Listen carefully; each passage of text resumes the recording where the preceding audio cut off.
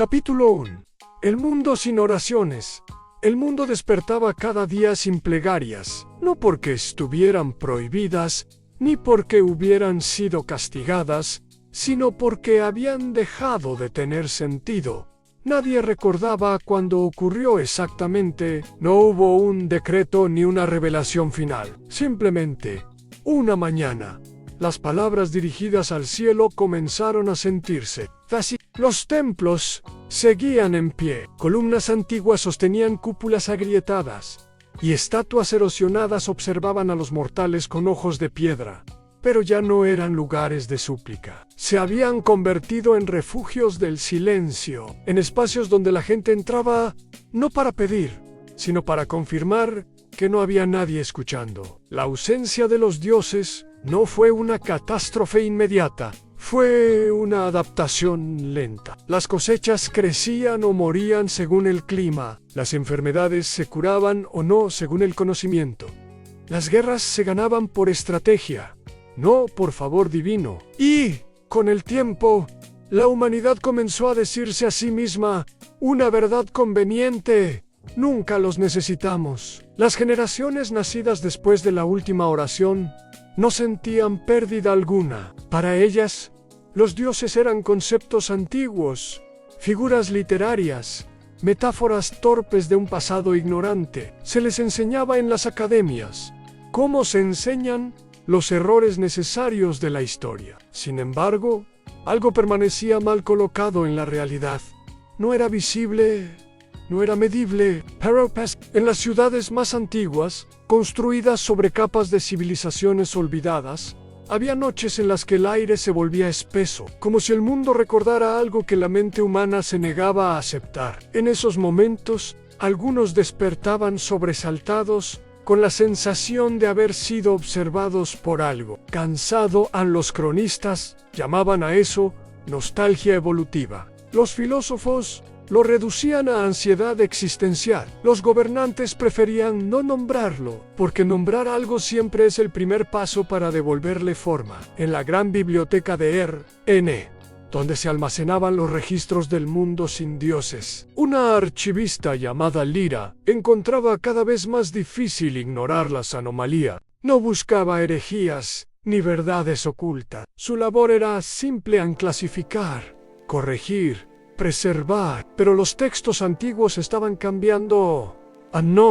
de manera evidente. No se reescribían palabras, ni aparecían símbolos nuevos. Era algo más sutil. Las descripciones de los dioses antiguos, antes vagas, mitológicas, comenzaban a adquirir coherencia interna, como si alguien, en algún lugar del pasado, hubiera sabido exactamente de qué estaba hablando. Lyra lo notó primero en un manuscrito fragmentado titulado Sobre la ceniza del origen. Antes había sido considerado una alegoría primitiva. Ahora, al releerlo, las metáforas encajaban con una precisión inquietante. No hablaba de dioses muertos, hablaba de dioses quemados. Cuando el mito deja de ser creído, no desaparece, se reduce a residuo. La ceniza no reza, pero conserva memoria. Lyra cerró el libro con manos temblorosas. No por miedo religioso, ella no creía en dioses. Nadie en R.N.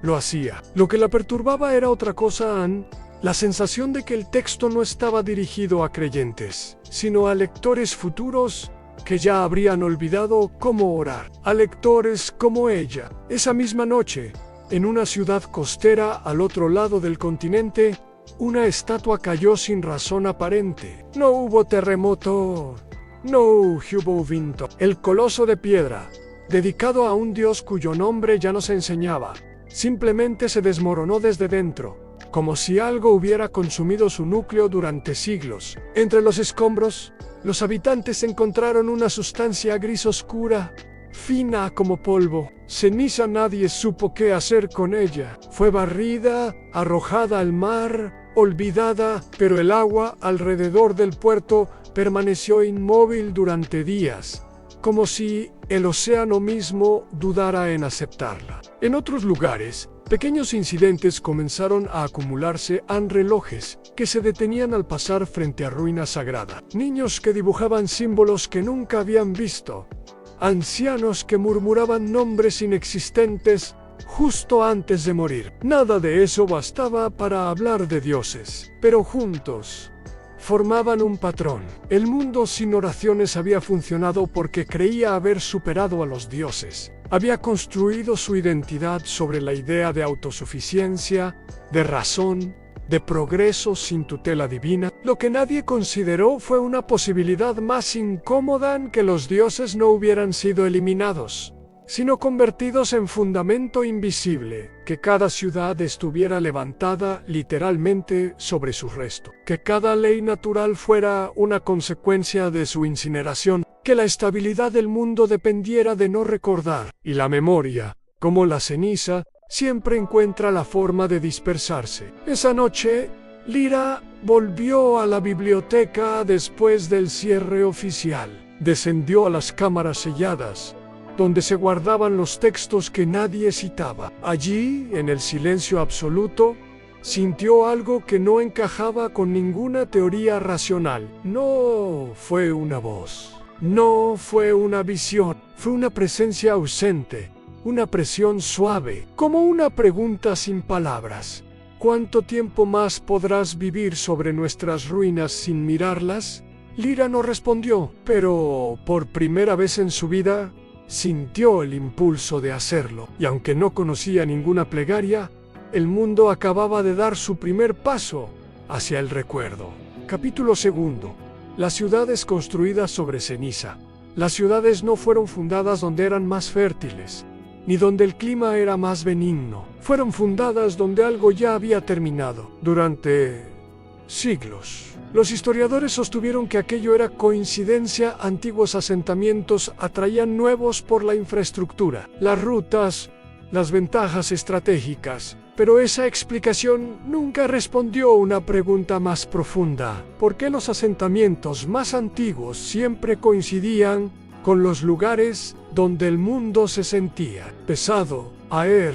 N era el ejemplo perfecto. Bajo sus avenidas de mármol y acero dormían capas y capas de ruinas imposibles de fechar. No pertenecían a una sola cultura, ni siquiera a una sola lógica arquitectónica. Columnas que no sostenían nada, escaleras que descendían hacia muros cerrados, cámaras circulares sin entrada visible. Todo estaba ahí antes, y todo había sido cubierto con una intención casi piadosa en construir encima, no mirar abajo. Lyra caminaba cada mañana sobre ese suelo sin pensarlo. Hasta, desde la noche en la biblioteca, algo había cambiado en su percepción. No veía fantasmas ni escuchaba voces. Era peor, comprendía demasiado. Cada piedra antigua ya no parecía decorativa, sino funcional en un tiempo olvidado. Un tiempo en el que el mundo no pertenecía a los mortales. En los archivos urbanos encontró mapas que nunca coincidían entre sí, enclaves que aparecían y desaparecían según la época, distritos enteros que habían sido redibujados varias veces sin causa aparente. No eran errores, eran ajustes, como si la ciudad hubiera tenido que adaptarse constantemente a algo que no terminaba de quedarse quieto. Los ingenieros modernos hablaban de fatiga estructural anómala. Los sensores detectaban microfracturas donde no debía haberlas. Materiales nuevos se erosionaban más rápido que ruinas milenarias. Los cimientos exigían refuerzos constantes, como si el suelo rechazara a ser simplemente suelo. Nadie usaba la palabra ceniza en los informes oficiales, pero Lyra sí la encontró en textos marginales, notas personales, diarios de obreros que trabajaron en excavaciones profundas. Todos describían lo mismo con palabras distintas en polvo gris que no manchaba, que no olía, que no reaccionaba químicamente con nada, excepto con la memoria. Uno de esos diarios pertenecía a un capataz anónimo. Cavamos más hondo de lo permitido. No encontramos huesos ni reliquias. Encontramos restos de algo que nunca fue carne ni piedra. Cuando el polvo tocó mi piel, recordé un sueño que jamás tuve. La excavación fue sellada al día siguiente, oficialmente, por razones de seguridad. Porque 3 obreros comenzaron a hablar idiomas inexistentes y uno intentó prenderse fuego para terminar el proceso. En otras ciudades del mundo, fenómenos similares se acumulaban, no como milagros ni maldiciones, sino como fallas narrativas de la realidad. En Irán del Norte, una metrópolis levantada sobre desiertos antiguos, las tormentas de arena revelaban siluetas colosales durante segundos.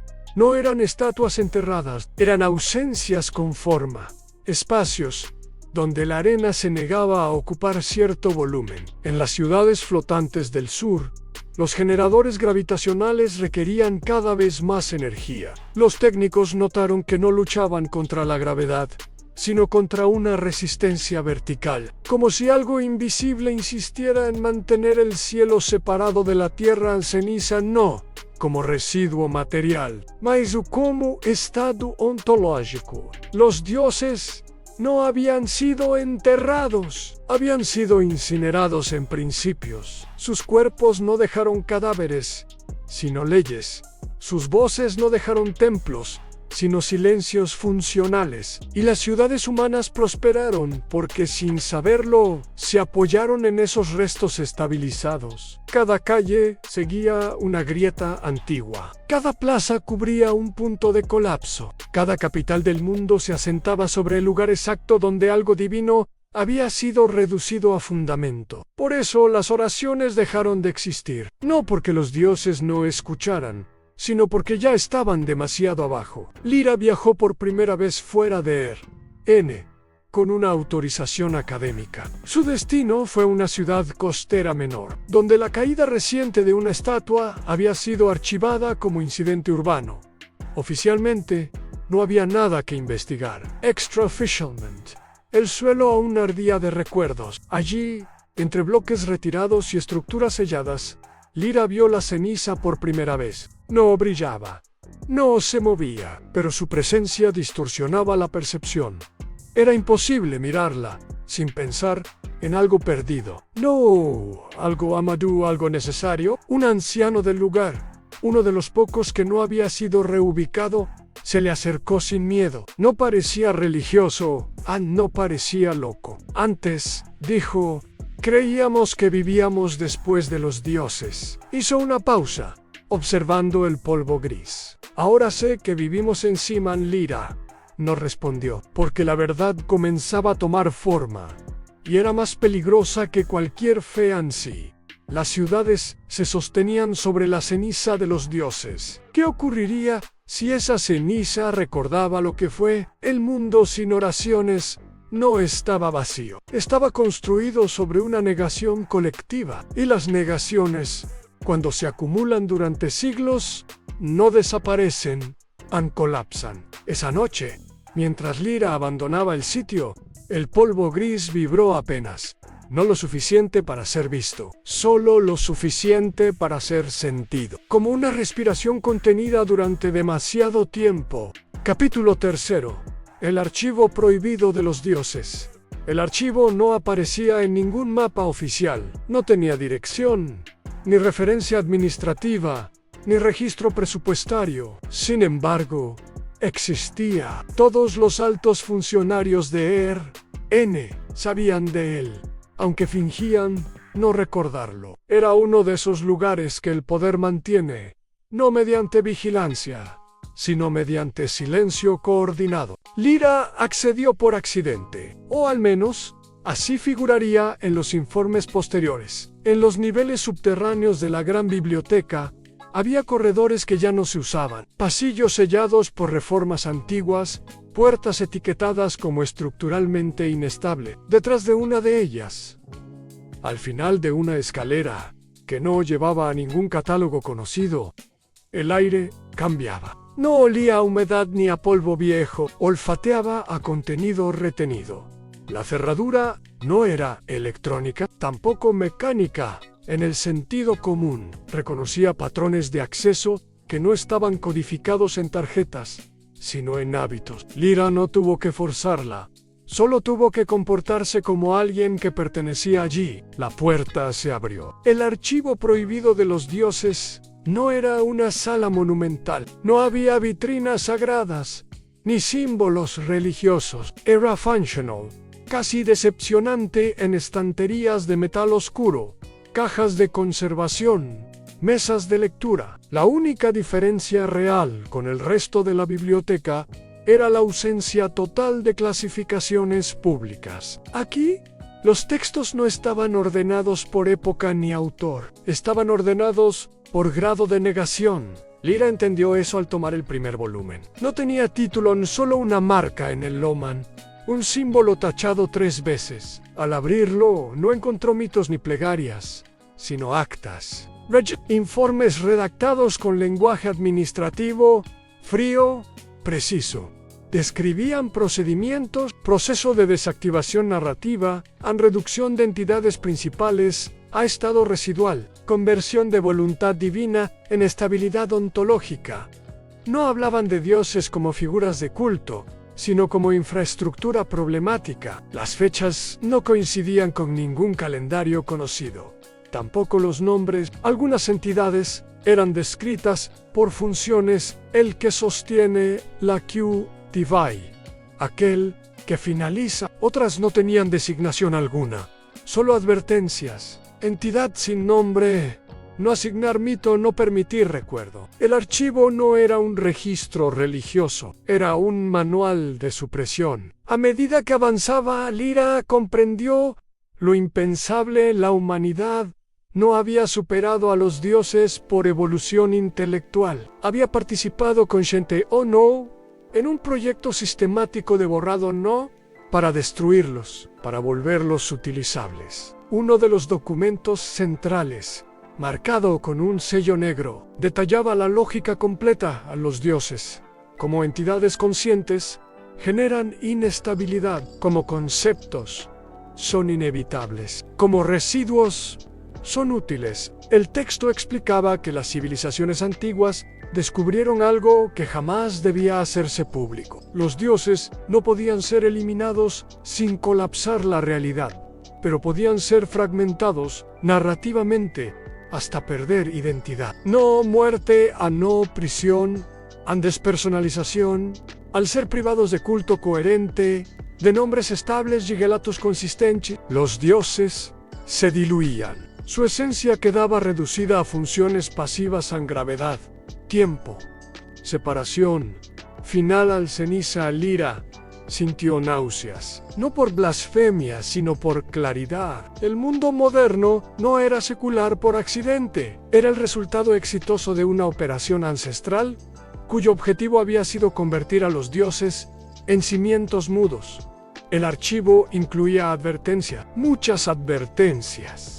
Algunas hablaban de reactivación espontánea de memoria divina, si se restauraban relatos completos. Otras señalaban que la fe no debía ser combatida frontalmente, sino ridiculizada, fragmentada en supersticiones incompatibles. Un informe posterior, más reciente de lo esperado, llevaba un título inquietante sobre la acumulación crítica de ceniza. Advertía que la ceniza divina no desaparecía, se redistribuía, y que tras suficientes siglos comenzaba a mostrar resonancia, no conciencia plena, pero sí reflejos en reacciones en eco. Cuando la ceniza recuerde lo que fue, la estructura del mundo se verá obligada a responder. Lyra cerró el documento lentamente. Ya no cabía duda. Alguien, en algún punto de la historia, había decidido que un mundo sin dioses conscientes era preferible a uno con verdades absolutas. Y esa decisión había sido heredada, protegida y reforzada hasta volverse invisible. El archivo no estaba allí para preservar el pasado, estaba allí para impedir su regreso. Un sonido leve interrumpió el silencio. No pasos, no alarms. Un ajuste casi imperceptible en el aire, como si el lugar hubiera notado que estaba siendo leído con intención equivocada. Lyra sintió la presión otra vez. La misma pregunta, muda, de la noche anterior. Ahora más cercana, ¿vas a recordarnos o vas a seguir usándonos? Por primera vez, supo que el archivo no era el mayor peligro. El verdadero peligro era que ella ya no estaba segura de querer obedecerlo. Cerró el último volumen y lo devolvió a su lugar exacto. La puerta del archivo se abrió sin resistencia cuando se marchó, no porque se lo permitieran, sino porque ya era demasiado tarde para fingir ignorancia. El mundo sin oraciones había sido diseñado, y todo diseño puede ser deshecho. Capítulo 4. Cuando la fe empieza a sangrar.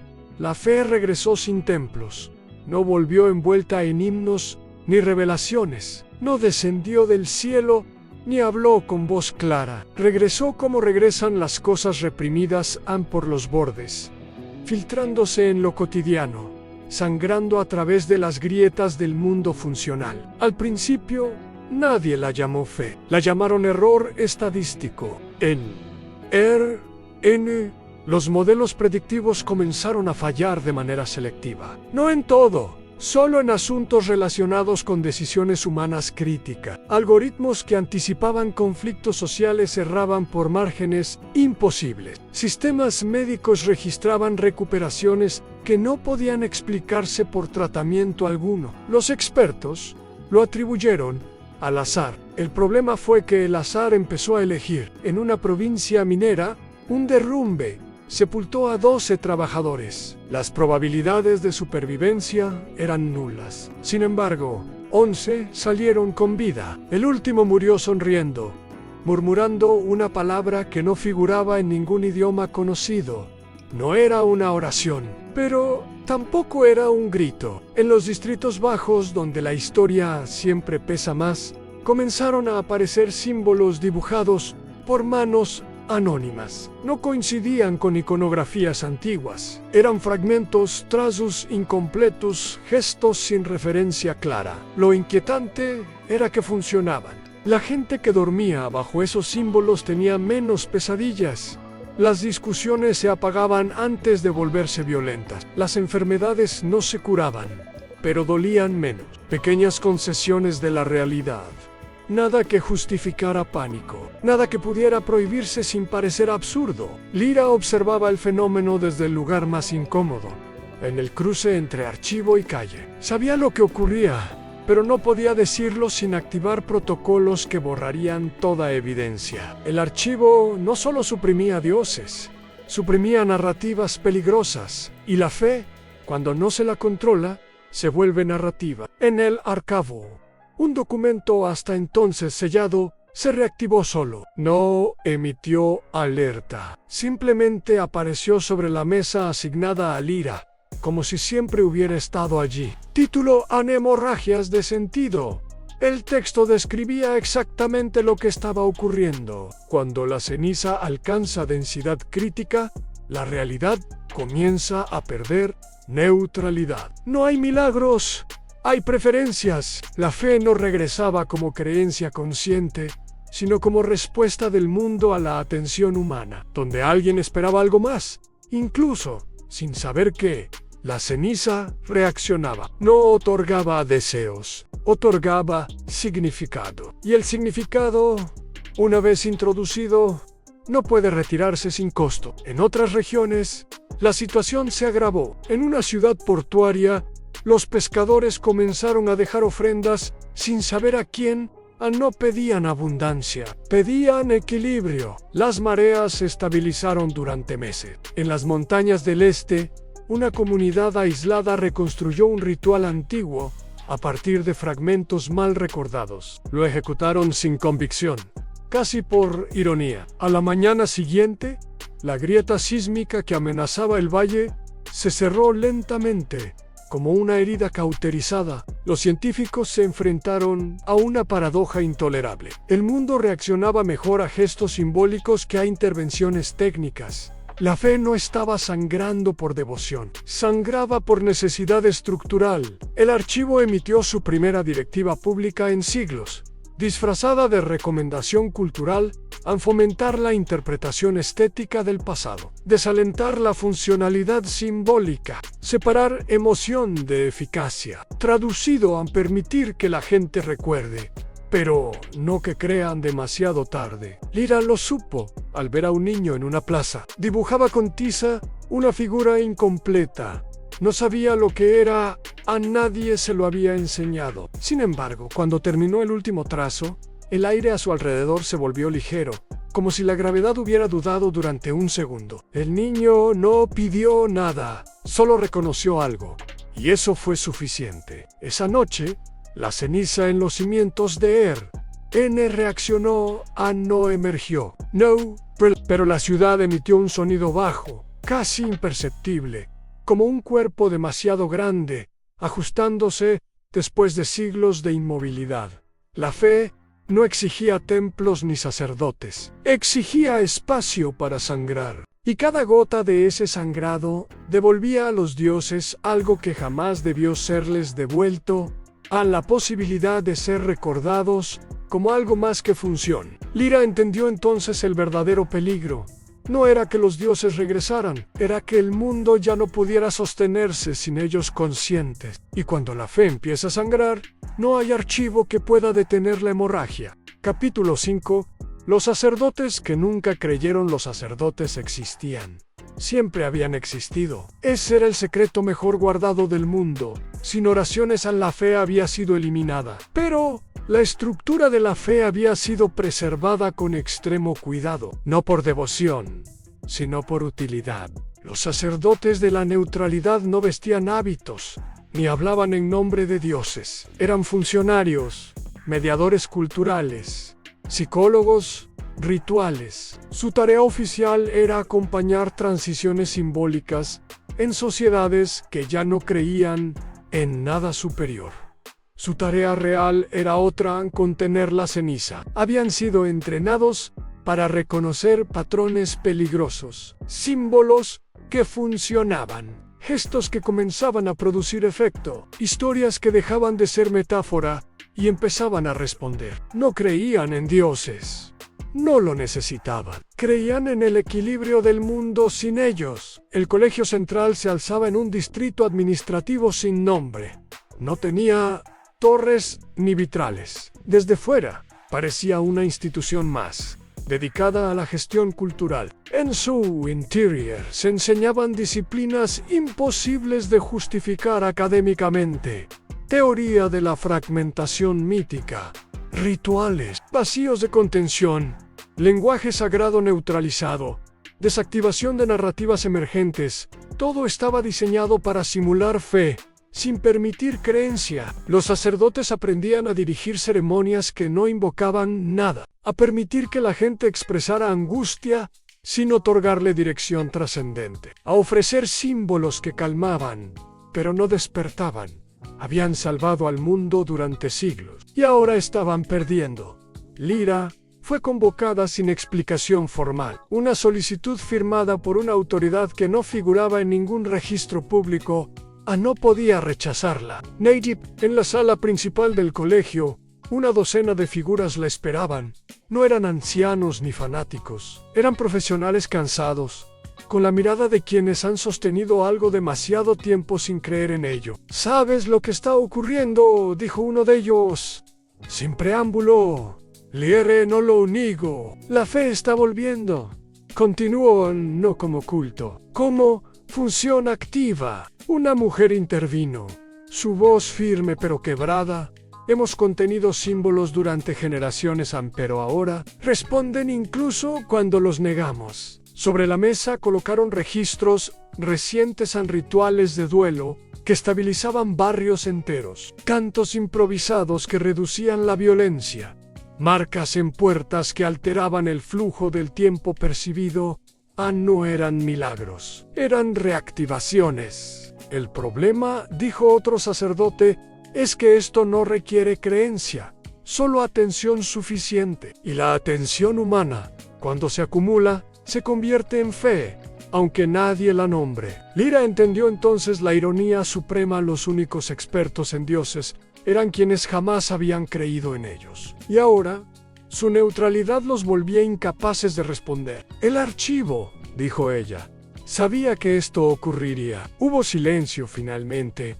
Uno de los sacerdotes asintió. El archivo siempre lo sabe, pero fue diseñado para retrasar, no para resolver. Convertimos a los dioses en ceniza para ganar tiempo. Siglos de tiempo. ¿Y ahora?, preguntó Lyra. Nadie respondió de inmediato, porque la respuesta era impensable. Ahora, dijo el más joven del grupo, la ceniza está pidiendo forma. No culto forma, los sacerdotes nunca creyeron, pero comprendían mejor que nadie lo que significaba permitir que una narrativa se consolidara. Un dios no nace del cielo, nace cuando suficientes historias dejan de contradecirse. Y eso estaba ocurriendo. Si intentamos suprimirlo, dijo la mujer, la realidad se volverá inestable.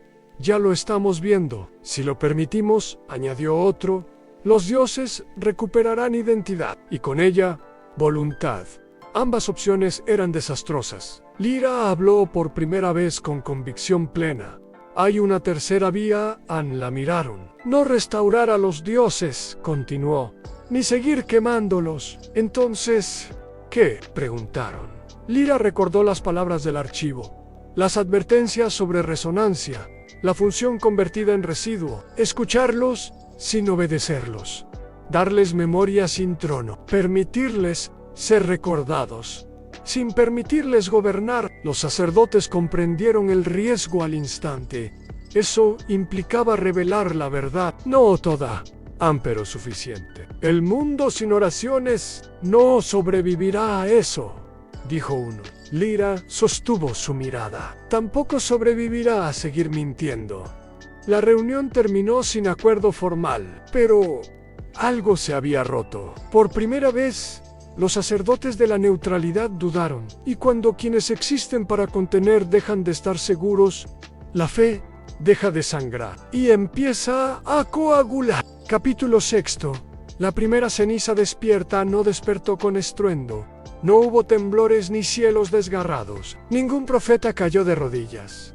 Ningún dios reclamó su nombre. La primera ceniza despertó como despiertan las cosas que han esperado demasiado, con cautela. Ocurrió en un lugar irrelevante para la historia oficial. Un asentamiento industrial abandonado, construido sobre capas antiguas que nunca fueron excavadas del todo. Allí, la ceniza se había acumulado más que en cualquier otro punto del continente, comprimida por siglos de olvido funcional. Los sensores no registraron energía, registraron intención, un cambio mínimo en la coherencia del entorno. La gravedad se volvió ligeramente selectiva. El sonido perdió continuidad durante fracciones de segundo. Nada falló por completo, pero todo dejó de comportarse como debía.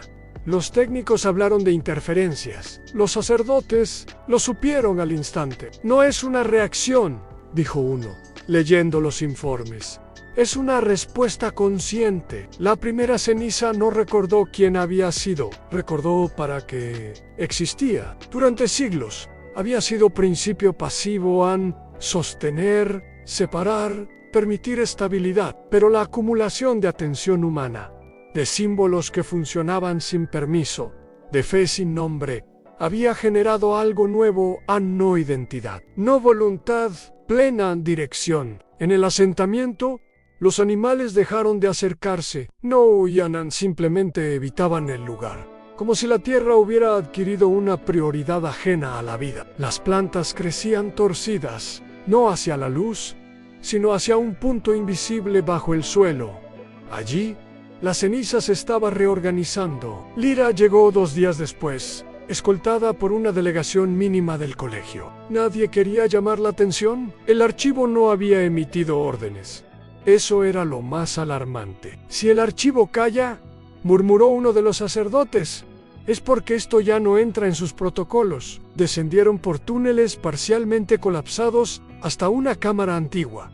No era un templo, no había símbolos. Era una estructura de contención, diseñada para soportar algo que ya no debía existir. En el centro, la ceniza flotaba, no como polvo suspendido, sino como una forma incompleta, un volumen que se negaba a definirse del todo. Al mirarlo, Lyra sintió una presión familiar, pero más clara que nunca.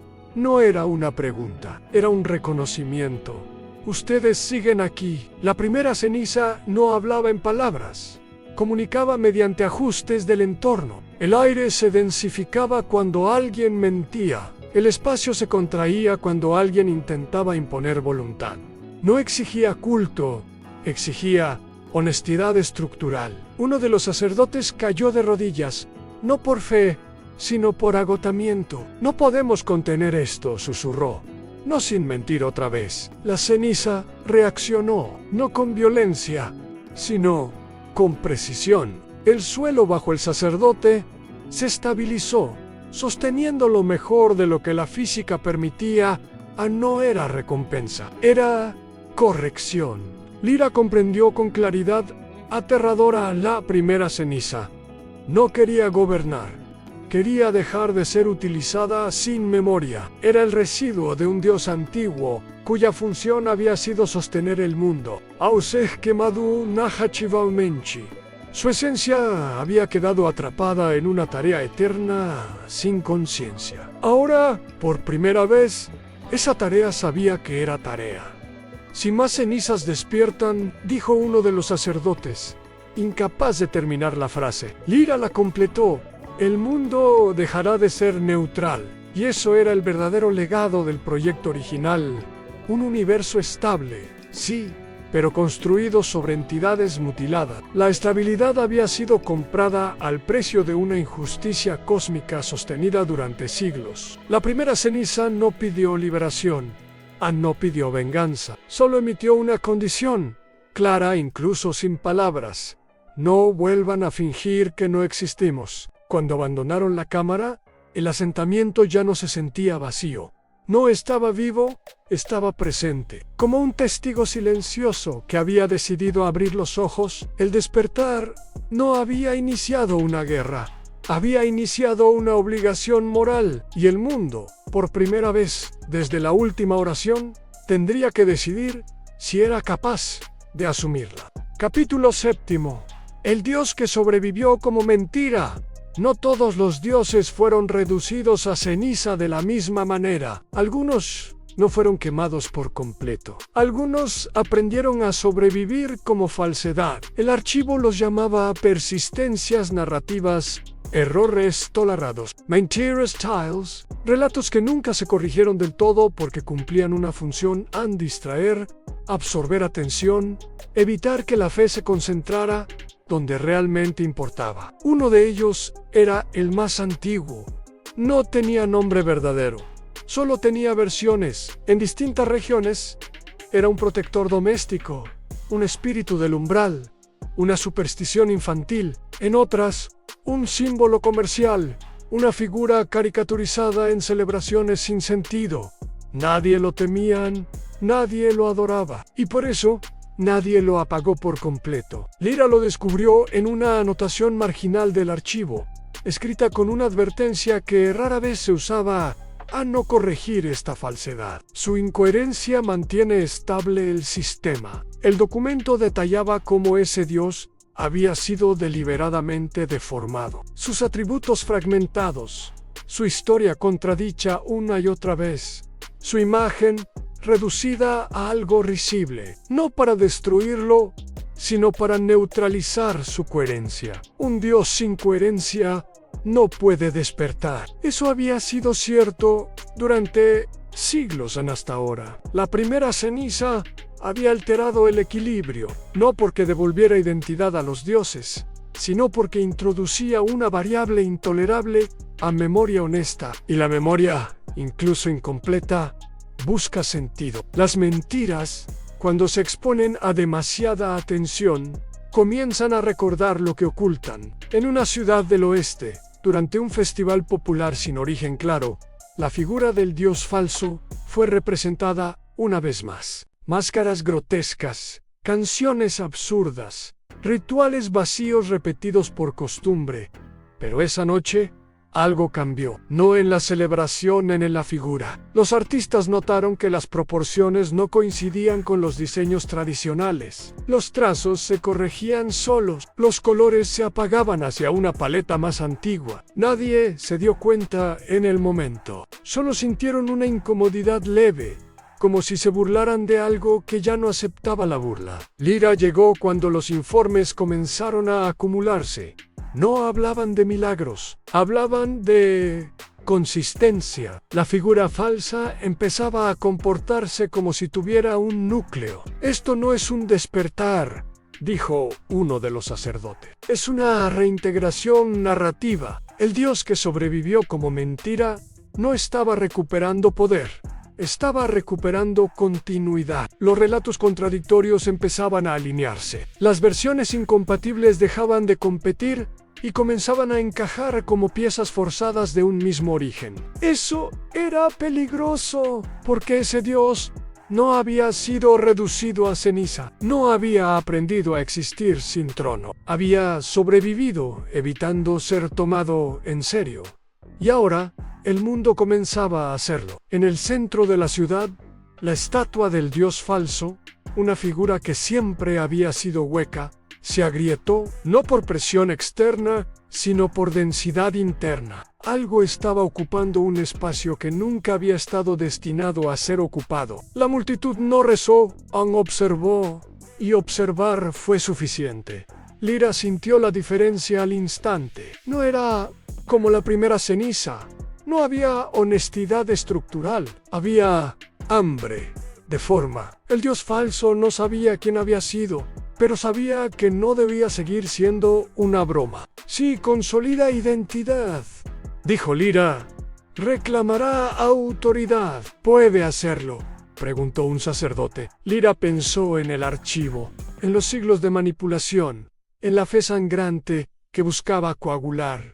No por derecho, respondió Anne, por costumbre. Ese era el riesgo que nadie había previsto. Anne, un dios que regresara, no por verdad, sino por repetición cultural. No por necesidad cósmica, sino porque el mundo necesitaba algo familiar a lo que atribuir sentido. Un dios construido sobre mentira, pero aceptado como real. El archivo reaccionó tarde. Emitió una orden de supresión total al prohibir el festival. Y Leminor símbolos desacreditar el mito. Hacer lo que siempre había funcionado. Esta vez no funcionó. La supresión añadió coherencia. Cada negación reforzaba la sensación de que había algo que ocultar. Cada intento de ridiculizar la figura la volvía más seria. La mentira, enfrentada a la censura, comenzó a defenderse. La estatua habló no con voz, con ajuste. El sonido ambiente se alineó. La atención de la multitud se enfocó sin esfuerzo. No hubo mandato explícito.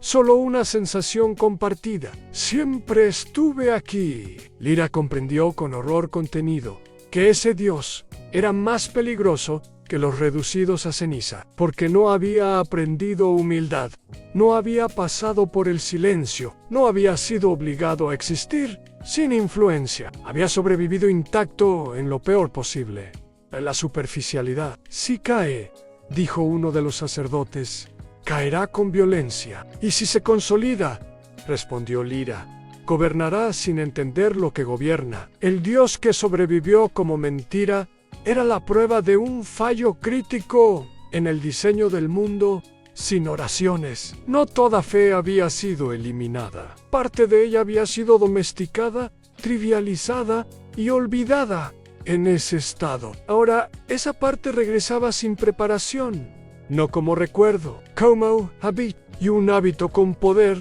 es más difícil de desmantelar que una creencia consciente. Mientras la estatua terminaba de cerrarse sobre sí misma, Lyra supo que el equilibrio había pasado un punto irreversible. La primera ceniza había despertado la memoria honesta, pero este dios despertaba algo distinto, a la tentación de volver a obedecer sin preguntar a quién. Capítulo 8. La guerra por la memoria. La guerra no comenzó con armas. Comenzó con versiones. No hubo una declaración formal ni una línea clara entre bandos. El conflicto surgió en debates académicos, en foros ciudadanos, en discusiones familiares que terminaban en silencios demasiado largos. La pregunta era simple, solo en apariencia. ¿Qué debemos recordar para seguir existiendo? El despertar de la primera ceniza había introducido una verdad insoportable.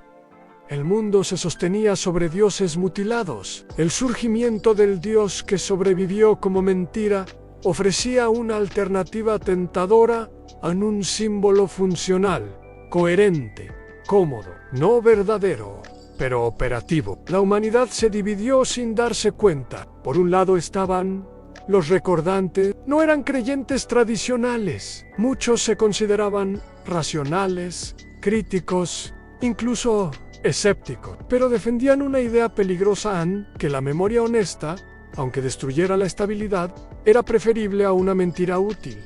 Vivimos sobre restos conscientes, decían, y eso importa. Por el otro lado surgieron los continuistas. No negaban los hechos, pero los relativizaban. Admitían que los dioses habían existido, incluso que habían sido manipulados, pero insistían en algo más urgente. El mundo funciona ahora. La mentira nos dio siglos de paz. ¿Qué derecho tenemos a arriesgarlo todo por una verdad tardía? Ambos bandos usaban el mismo lenguaje en responsabilidad, supervivencia, futuro, y ambos tenían razón, en partes incompatibles. La guerra por la memoria se libró en archivos, redes de información, rituales espontáneos y actos de supresión selectiva. El archivo, por primera vez, perdió el control del relato. Los documentos filtrados no podían ser desleídos. Las versiones oficiales eran confrontadas con fragmentos demasiado precisos para ser desestimados. La memoria dejó de ser pasado. Se convirtió en territorio. En las ciudades, la ceniza reaccionaba de manera distinta según el bando dominante. En barrios recordantes, la realidad se volvía más inestable, pero más honesta. Las leyes físicas mostraban flexibilidad local. El mundo parecía escuchar. En zonas continuistas, el dios mentira ganaba forma. No exigía devoción explícita. Bastaba con repetir gestos familiares, símbolos ya aceptados. La estabilidad regresaba, al precio de una coherencia impuesta. Lyra observaba el conflicto desde un punto imposible. Sabía que ninguna de las opciones era limpia. La memoria total podía colapsar la estructura del mundo. La mentira consolidada podía restaurar un dominio divino sin conciencia ética. Los sacerdotes que nunca creyeron se fragmentaron también. Algunos se unieron a los recordantes, aceptando que su papel histórico había terminado. Otros defendieron la continuidad, convencidos de que el sacrificio de la verdad había sido necesario y debía seguir siéndolo. No estamos luchando por dioses, dijo uno de ellos. Estamos luchando por qué tipo de mundo merece sobrevivir. La primera ceniza respondió a la guerra sin elegir bando. Allí donde se intentaba imponer memoria por la fuerza, se retraía. Donde se intentaba borrar a la fuerza, se densificaba. No premiaba la verdad ni la estabilidad. Premiaba la coherencia ética.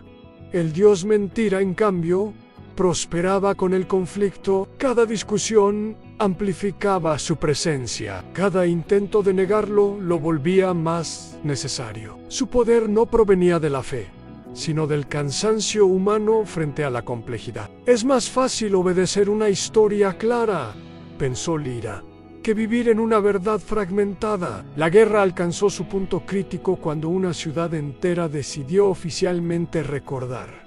Desmantelaron símbolos falsos, abrieron archivos, permitieron que la ceniza fuera reconocida públicamente. A la realidad tembló. No colapsó, pero cambió. El tiempo se volvió irregular. La gravedad fluctuó levemente. Nada explotó. Nada se salvó del todo. Fue una transición dolorosa, pero consciente. En respuesta, otra ciudad proclamó al dios mentira como símbolo de continuidad. No lo llamaron Dios, lo llamaron estructura cultural unificadora. Y la estabilidad regresó de inmediato, demasiado inmediata. Lyra comprendió entonces la naturaleza real de la guerra. No era entre fe y razón, ni entre dioses y humanos. Era entre dos miedos fundamentales. El miedo a vivir en un mundo que recuerda demasiado, y el miedo a vivir en uno que recuerda lo que le conviene. La guerra por la memoria no tendría un vencedor simple, porque, al final, el mundo tendría que decidir no solo qué recordar, sino que estaba dispuesto a olvidar para seguir en pie. Capítulo 9. Quemar la historia o repetirla. La decisión no fue tomada por un concilio, ni por un dios, ni por una revelación final. Fue tomada por cansancio, después de meses de conflicto narrativo, de realidades que respondían de forma desigual, de ciudades que se estabilizaban a costa de mentirse y otras que se desmoronaban por atreverse a recordar. La humanidad llegó a un límite silencioso. Recordar dolía, a mentir funcionaba. Y entre ambos extremos apareció una tercera tentación, la más peligrosa de todas: borrar para siempre. El proyecto surgió como surgen las ideas que cambian el mundo, con un nombre técnico y una justificación ética impecable. El archivo lo llamó el Protocolo de Incineración Histórica Total. No se trataba de ocultar documentos ni de fragmentar mitos. Eso ya se había hecho. Esta vez, la propuesta era definitiva: el eliminar toda memoria coherente del origen, no solo de los dioses, sino del propio proceso de supresión al quemar la historia. No para mentir mejoran, sino para no volver a elegir. Si nadie recuerda, argumentaban sus defensores, nadie puede despertar nada. Sin memoria, no hay ceniza consciente. Sin ceniza consciente no hay dioses, ni mentiras que puedan convertirse en tronos. Era una solución limpia en demasiado limpia. Lyra leyó el protocolo completo en una sola noche. No porque quisiera probarlo, sino porque entendía su atractivo. Eliminar la raíz del conflicto significaba eliminar también la responsabilidad. Un mundo sin historia profunda sería estable, funcional, libre de dilemas ontológicos, pero también sería infantil. La primera ceniza reaccionó antes de que el protocolo fuera activado. No habló, no amenazó. Simplemente retiró su coherencia de ciertos lugares clave. Infraestructuras colapsaron de forma suave, pero irreversible. No como castigo, sino como demostración. Si queman la historia, quemarán también lo que sostiene su mundo. El Dios que sobrevivió como mentira respondió de manera opuesta. Prometió estabilidad inmediata, no en palabras, sino en efectos, donde su símbolo era aceptado. Las fluctuaciones cesaban. El tiempo se regularizaba. El miedo disminuía. La elección se volvió brutalmente clara. Quemar la historia significaba traicionar incluso a la mentira útil, porque sin pasado no hay símbolo que se sostenga. Repetirla significaba aceptar que el ciclo de dioses, supresión y despertar volvería a ocurrir, quizá con otros nombres, quizá con otras víctimas. No estamos eligiendo entre bien y mal, dijo uno de los sacerdotes. Estamos eligiendo entre amnesia irreversible o repetición consciente. Las ciudades votaron de maneras distintas. Algunas iniciaron la incineración local de archivos, destruyendo no solo textos, sino prácticas, rituales, incluso lenguajes que contenían rastros del origen. La estabilidad regresó, acompañada de una extraña planicie emocional. Otras se negaron, aceptaron el riesgo de repetir la historia, pero con una diferencia crucial, esta vez sabiendo que lo hacían. Lyra eligió quedarse en una de esas ciudades, no porque creyera que era la opción correcta, sino porque era la única que no negaba el peso de lo ocurrido. Observó cómo la gente aprendía a vivir con una memoria incompleta, pero honesta y sin tronos, sin certezas absolutas. El archivo, al ver fracasar el consenso global, se fragmentó. Algunos de sus nodos ejecutaron el protocolo por su cuenta. Otros se apagaron voluntariamente, como si comprendieran que su función histórica había terminado. La primera ceniza permaneció despierta, pero contenida. No buscaba expansión, buscaba no ser borrada otra vez. El dios mentira alcanzó su punto máximo de coherencia y comenzó a agrietarse. Sin una historia clara que repetir, su forma dependía demasiado del hábito. Y el hábito, sin memoria, se disuelve. El mundo quedó dividido en líneas invisibles, zonas de amnesia estable, zonas de memoria peligrosa, y en medio una humanidad obligada a aceptar una verdad insoportable. No hay forma de salvar el mundo sin perder algo esencial. Solo hay decisiones que determinan qué pérdida estamos dispuestos a cargar. La historia no podía ser quemada del todo, tampoco podía ser evitada. Solo podía ser repetida o transformada. Y esa lección, la más antigua de todas, aún no había terminado de hacerse. Capítulo X. El juicio de los mortales. El juicio no tuvo templo. No hubo columnas de mármol, ni altares consagrados. No hubo himnos, ni invocaciones. Porque esta vez, por primera vez, desde que el mundo aprendió a narrarse a sí mismo, los dioses no fueron llamados a hablar. El juicio fue convocado por los mortales. No como una asamblea global ni como un acto de soberanía política, sino como un gesto desesperado de responsabilidad. Tras quemar fragmentos de la historia y aceptar otros, tras convivir con zonas de amnesia y regiones de memoria inestable, la humanidad comprendió algo esencial. Mientras los dioses siguieran siendo el centro del relato, el conflicto nunca terminaría. El juicio de los mortales no buscaba condenar a una entidad específica. Buscaba redefinir el lugar de lo divino en un mundo que ya no podía permitirse ser gobernado por símbolos absolutos. La convocatoria se realizó de forma descentralizada. Cada ciudad envió no líderes, sino testigos, personas que hubieran vivido los efectos reales de la memoria y de la mentira. Ingenieros, archivistas, agricultores, sacerdotes, niños que habían crecido en zonas de fluctuación temporal. Lyra fue elegida no por su conocimiento, sino por su persistencia. Había sobrevivido a todas las versiones del mundo sin convertirse en portavoz de ninguna. El formato del juicio era simple y radical.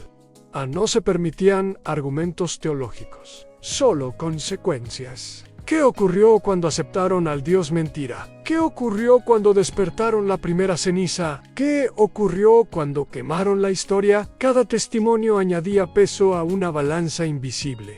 No se buscaba verdad absoluta, sino costo humano. La primera ceniza fue llamada no como acusada, como evidencia. Su presencia no fue física, pero se manifestó en variaciones locales de la realidad. Donde alguien mentía, el entorno perdía coherencia. Donde alguien hablaba desde la experiencia, la ceniza se aquietaba, no juzgaba. Confirmaba el Dios que sobrevivió como mentira, también respondió, aunque no fue invitado. Se manifestó a través de símbolos persistentes, hábitos difíciles de abandonar, nostalgias fabricadas. No habló, no necesitó hacerlo. Su argumento era el mismo de siempre. El mundo funciona mejor conmigo. Y durante un momento, muchos lo creyeron. El juicio alcanzó su punto crítico cuando una pregunta fue planteada no a los dioses, sino a los mortales. Si ninguno de ellos gobierna, ¿están ustedes dispuestos a hacerlo? El silencio fue absoluto. Gobernar significaba aceptar el error sin redención divina. Significaba que la próxima catástrofe no podría ser atribuida a un castigo ni a un designio. Significaba que la memoria ya no sería sagrada por decreto, sino custodiada con culpa. Algunos se retiraron del juicio ese día, otros permanecieron, temblando. La decisión no fue un veredicto final, sino un principio operativo. Los dioses no serían destruidos, tampoco restaurados.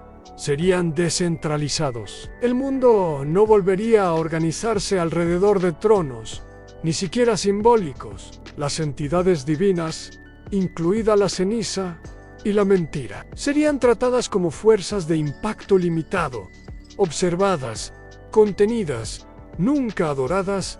No habría templos, no habría nombres únicos, no habría historias obligatorias. La fe, si existía, sería personal.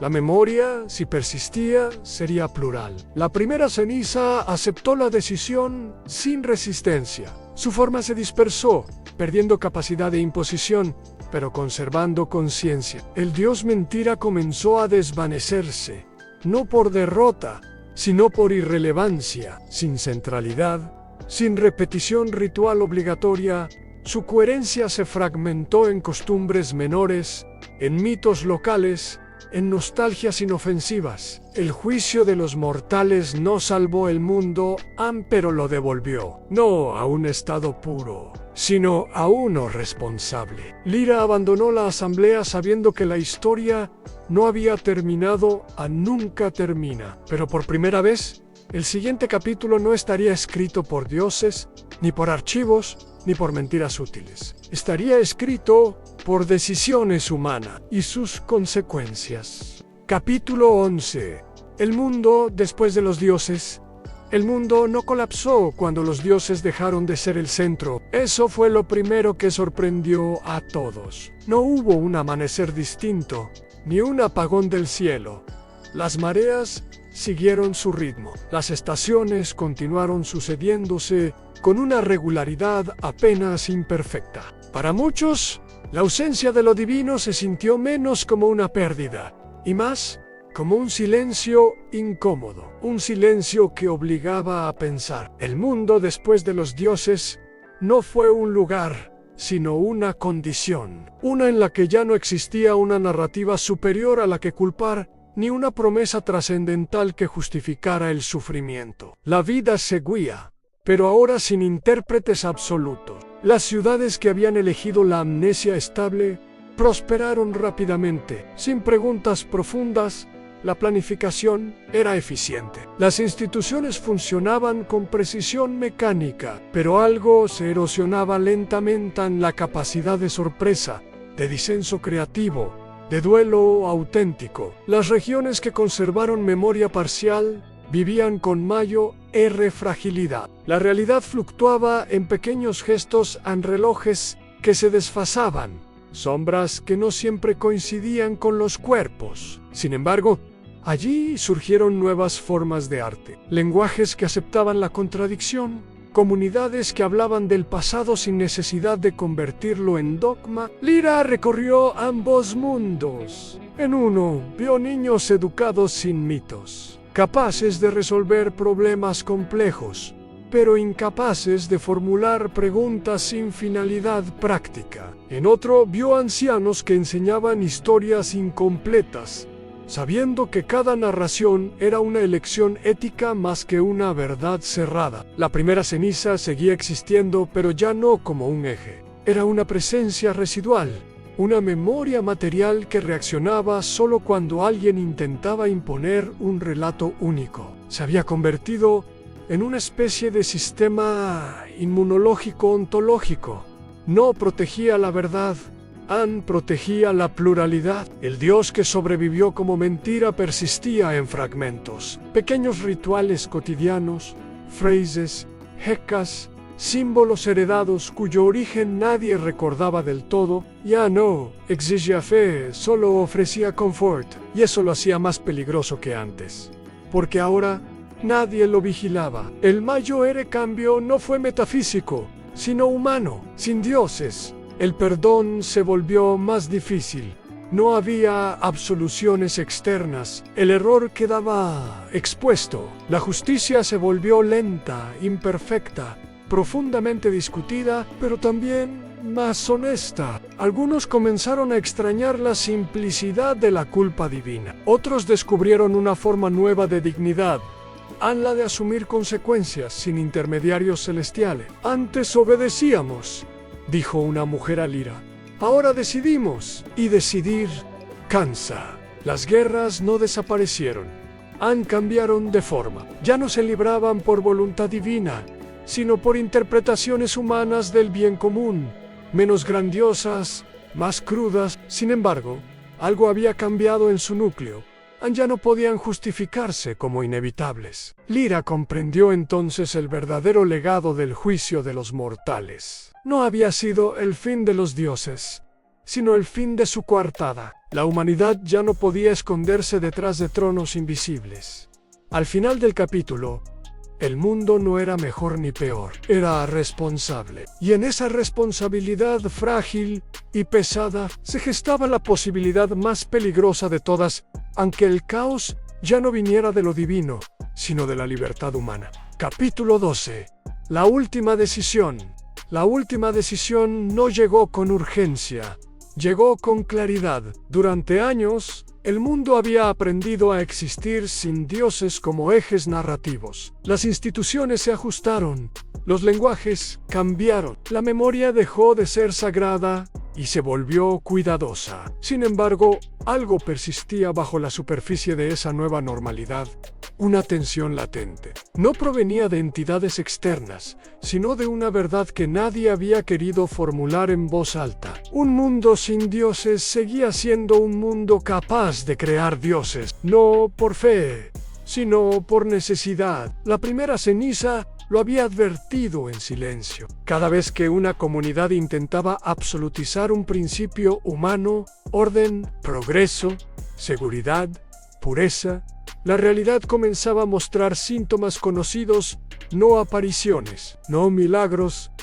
sino coherencias excesivas, ideas que dejaban de poder ser cuestionadas, símbolos que exigían repetición, narrativas que castigaban la duda. El juicio de los mortales había descentralizado a los dioses antiguos, pero no había eliminado la función divina, solo la había dejado vacante. La última decisión emergió cuando un conjunto de regiones propuso algo impensable años atrás: a la prohibición ontológica de la absolutización. No se trataba de censura ideológica ni de control cultural. Era una medida estructural, un ajuste profundo de la realidad, posible gracias a la residual maleabilidad del mundo tras la retirada de los dioses. El objetivo era simple y aterrador: al impedir que cualquier idea, símbolo o entidad pudiera alcanzar el nivel de coherencia suficiente para convertirse en un dios funcional.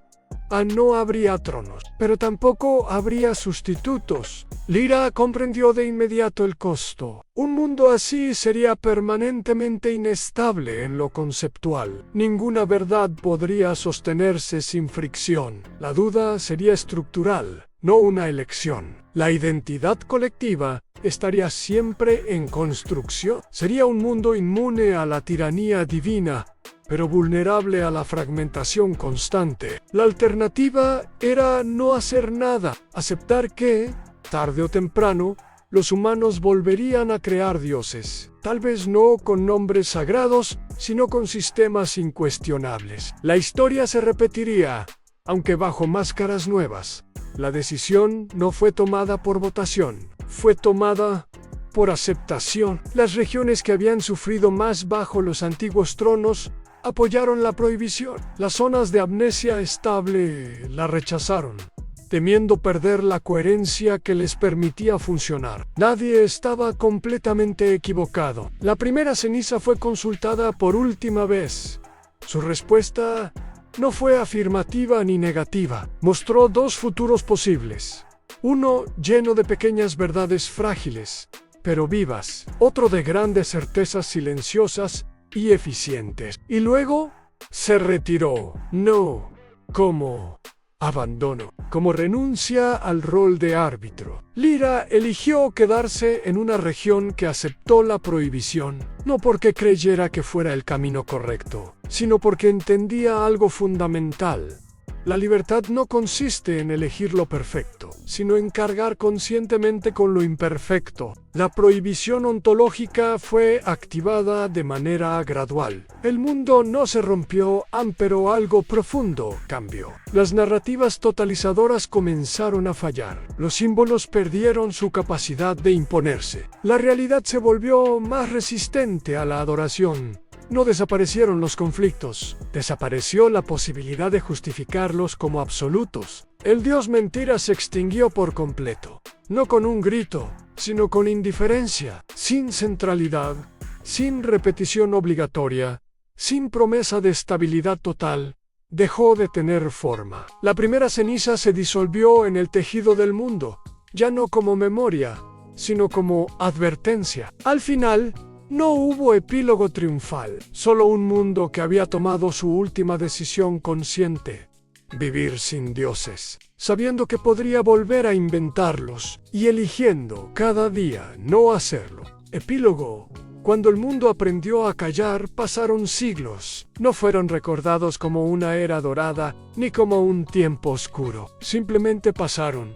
como pasan las estaciones cuando nadie intenta nombrar las sagradas. El mundo siguió cambiando, pero lo hizo sin la ansiedad de convertirse en algo definitivo. Las ciudades crecieron y cayeron. Algunas eligieron la estabilidad funcional, otras abrazaron la fragilidad creativa. Ninguna volvió a levantar templos absolutos, no por prohibición legal, sino por una costumbre más profunda, la desconfianza hacia las certezas totales. Los niños aprendían historia como una práctica ética, no como una verdad cerrada. Cada relato incluía advertencias. Esto es lo que creemos. Esto es lo que pudo haber sido. Esto es lo que quizá olvidamos a propósito. Recordar se volvió un acto de responsabilidad, no de orgullo. La prohibición ontológica seguía activa, pero ya no era discutida, no porque fuera incuestionable, sino porque nadie deseaba probar lo contrario. Las ideas fuertes existían, pero se fracturaban antes de volverse incuestionables. Los símbolos duraban generaciones, no eternidades. Y eso era suficiente. De la primera ceniza no quedó un nombre, solo una expresión popular, usada cuando alguien intentaba imponer una verdad única. Cuidado, eso huele a ceniza. No significaba miedo a los dioses, significaba, en cuanto al dios que sobrevivió como mentira, su rastro era aún más tenue. Persistía en refranes, en gestos heredados, en nostalgias sin origen claro. Nadie lo adoraba, nadie lo combatía. Había sido reducido a lo que siempre fue, en esencia, una comodidad opcional.